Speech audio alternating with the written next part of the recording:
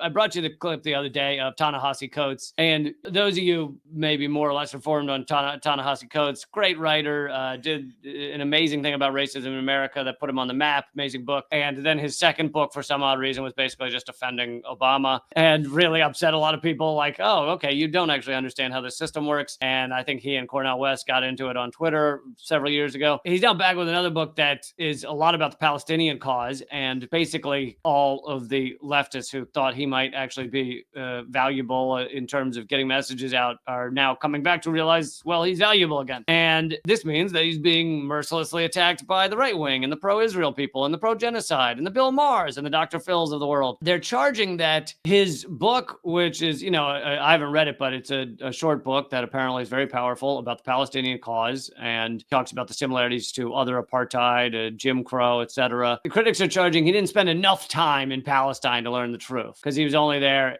for 10 days. And this is from Mondo. It's Mondo Weiss or Mondo Weiss? I think people here say Mondo Weiss. Well, I didn't hear what she said. You went in the middle. That's what I'm saying.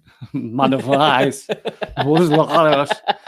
The pro-Israel media forces, this is from them, the pro-Israel media forces are panicking at the stunning success of Ta-Nehisi Coates' new book, The Message. Coates is rising on the bestseller lists and appearing on major television and radio. Israel's defenders are flailing about, looking for ways to discredit him. So the biggest one is that 10 days in Palestine doesn't educate you on something. But this article points out, most of us alive today spent 0 days in the legally segregated American South before the civil rights movement brought a measure of justice, but that doesn't prevent us from having strong and accurate opinions about it. Oh, that's a really good argument. Most of us spent 0 days in slavery or even witnessing slavery, but I got some opinions on it. That's really good. Or like apartheid South Africa. I'm going to use that. That's a brilliant. Who wrote that article? I'll tell you in a minute. I don't want to scroll away. Yeah. I'm mid scroll here.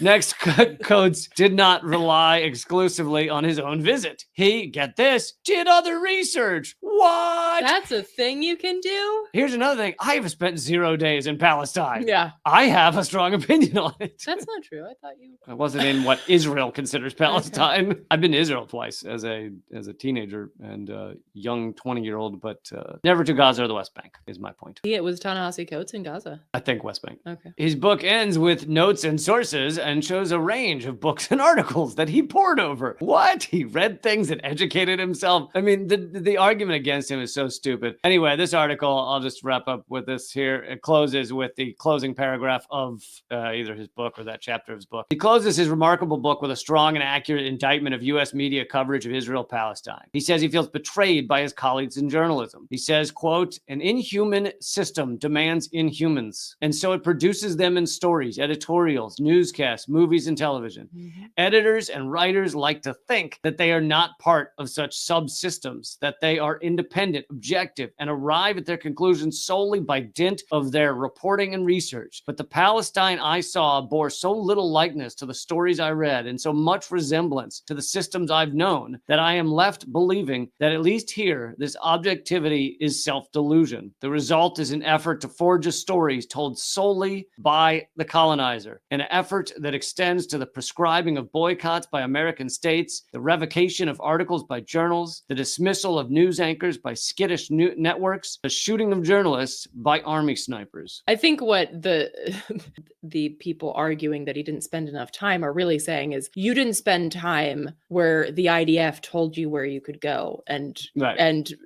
guided you around. Yeah. Just like when like the New York Times has a Jerusalem office, like when they get shown around or when they get shown things, it's certainly not Palestinians who get to show them around. It's the IDF. Yeah, Dr. Phil just went on an IDF-led tour, and he said genocide is fine. They told me it's great.